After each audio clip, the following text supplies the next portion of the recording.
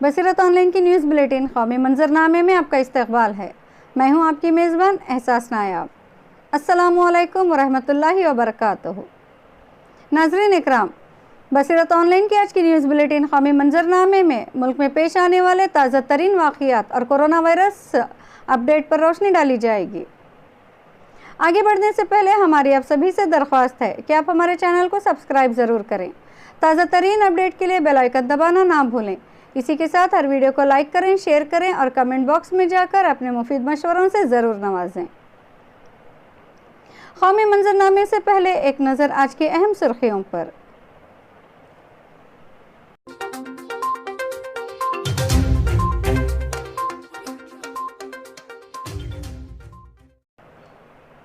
Lockdown में आज से ज़बरदस्त नरमी, शर्तों के साथ सभी दुकानें खोलने को मंजूरी। मुंबई में माह सियाम के दौरान कोई खुसूसी रियायत नहीं, इबादतों पर पाबंदी और ख़रीदारी के औकात में भी कोई तब्दीली नहीं। हुकूमत का महंगाई भत्ते में कमी का फैसला गैर हसास, राहुल गांधी का मोदी हुकूमत पर हमला। कारपोरेट घरानों को फ़ायदा पहुंचाने के लिए आम लोगों की ज़िंदगी से नहीं खेला जा सकता। दिल्ली पुलिस ने कहा कि एनजीटी के हुक्म के मुताबिक दी जा सकती है अजान। तमिलनाडु के वज़ीर आला की अरविंद केजरीवाल से गुजारिश, दिल्ली में तबलीगी जमात के लोगों का रखें खास ख्याल। नाज़रीन इकराम, अब समाअत फरमाएं कौमी मंजरनामे की तफसील।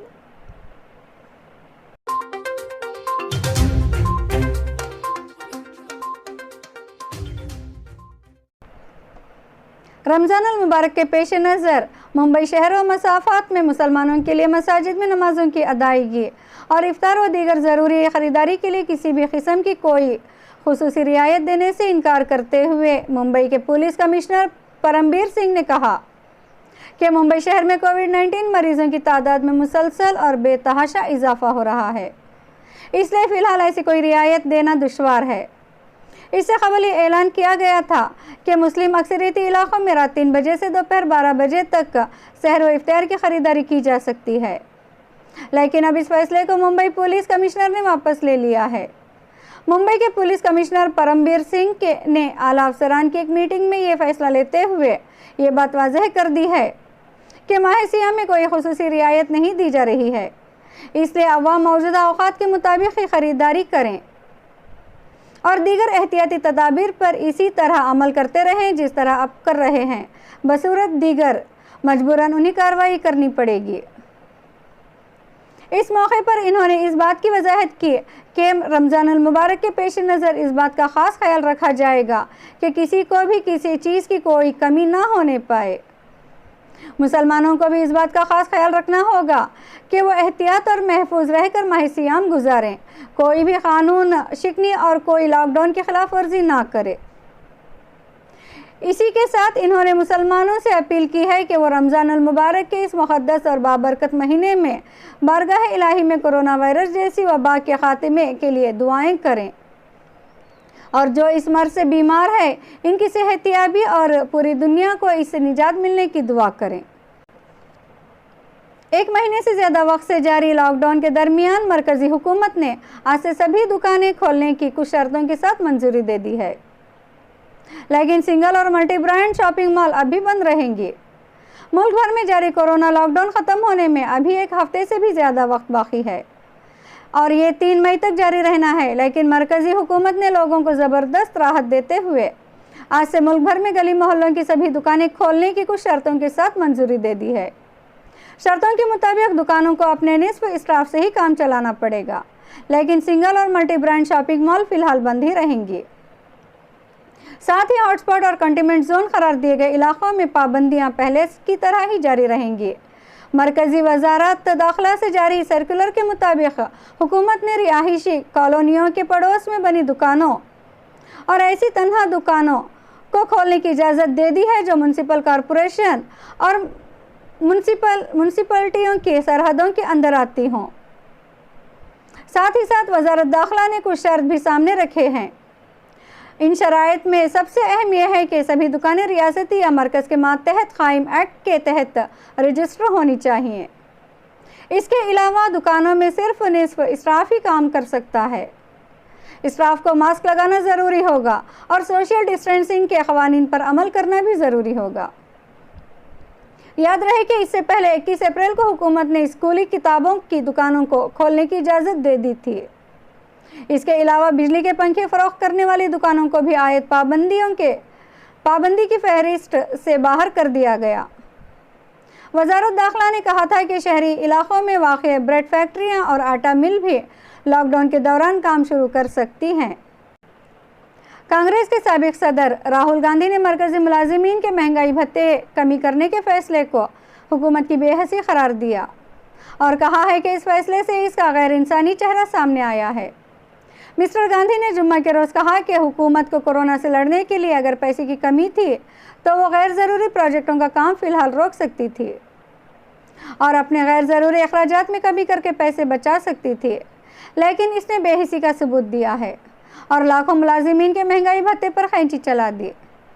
इन्होंने ट्वीट किया, लाखों करोड़ की बुलेट ट्रेन प्रोजेक्ट और मरकज़ी तज़ीनकारी के प्रोजेक्ट को मुअत्तल करने की बजाय कोरोना के शिकार अवाम की खिदमत कर रहे मरकज़ी मुलाजिमीन, पेंशन याफ्तगान और मुल्क के जवानों का महंगाई भत्ता काटना हुकूमत की बेहिसी और गैर इंसानी फ़ैसला है।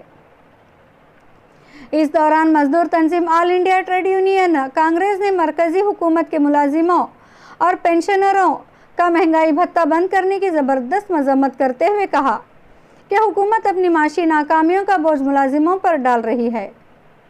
All India trade union Congress के सेक्रेटरी जनरल अमरजीत कौर ने यहाँ एक नामनिगारों की कॉन्फ्रेंस में बताया कि नरेंद्र मोदी हुकूमत माशी मोर्चा पर पूरी तरह नाकाम है। दिल्ली पुलिस ने जुमा को कहा कि नेशनल ग्रीन ट्रिब्यूनल एनजीटी के अहकामात के मुताबिक अज़ान दी जा सकती है।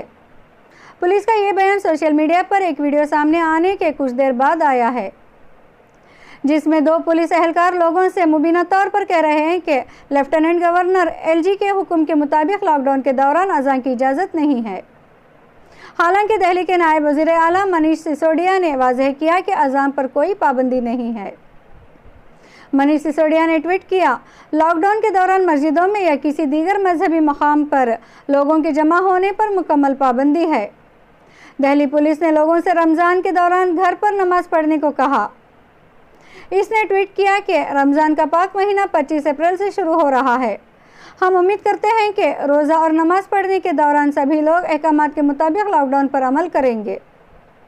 इसमें कहा गया है कि एनजीटी के अहकामात के मुताबिक अज़ान दी जा सकती है। पुलिस ने गुजारिश की है कि नमाज घरों के अंदर रहकर अदा की जाए और सहरी भी घर में ही होनी चाहिए।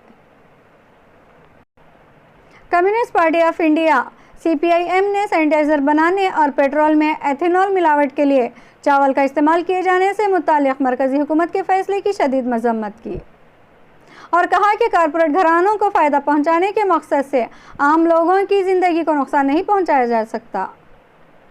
CPIM पोलिट ब्यूरो ने एक बयान में कहा कि यह फ़ैसला इन लाखों मज़दूरों, दीगर गैर मुनज़्ज़म शोबे के मज़दूरों और गरीबों के चेहरे पर एक तमाचा है, जो लॉकडाउन में भुखमरी के दहाने पर हैं और बहुत सी मुश्किलात का सामना कर रहे हैं।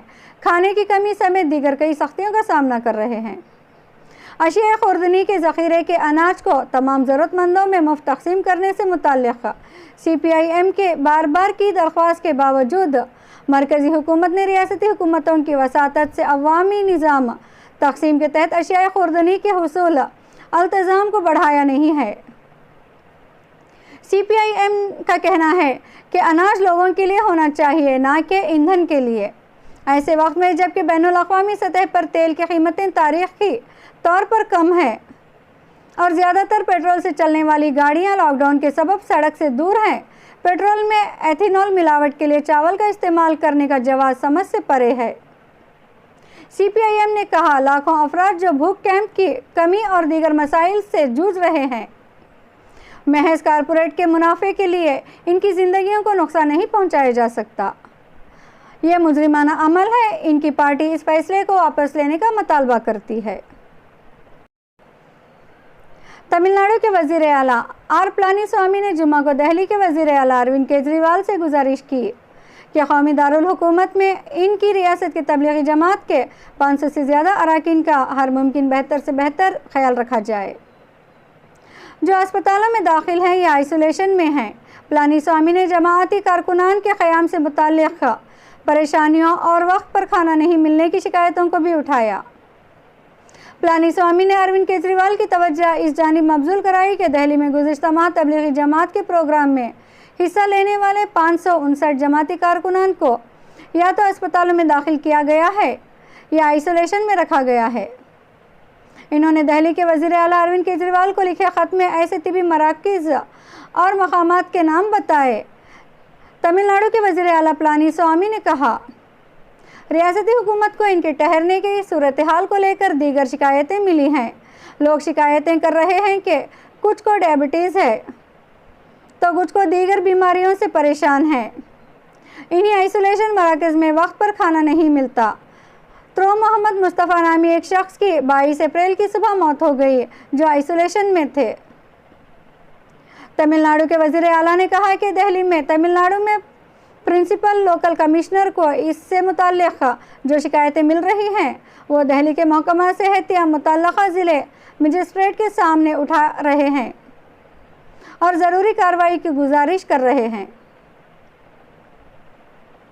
नाज़रीन इकराम, अब आखिर में कोरोना अपडेट पर एक नज़र।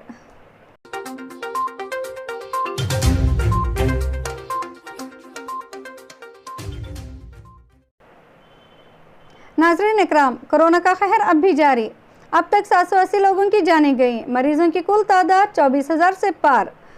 1,429 नए मामले दर्ज किए गए, जबकि 5,498 मरीज सेहतयाब होकर घरों को लौटे। पूरी दुनिया में मरने वालों की कुल तादाद 1,97,000 से ज़ायद, जबकि मुतासिरीन की तादाद 28,33,000 से ज़ायद। आलमगीर महलिक वबा कोरोना वायरस जहां पूरी दुनिया के लिए ख़तरा बना हुआ है, वहीं हिंदुस्तान भी इस वायरस से निपटने के लिए पूरी तरह से जुटा है।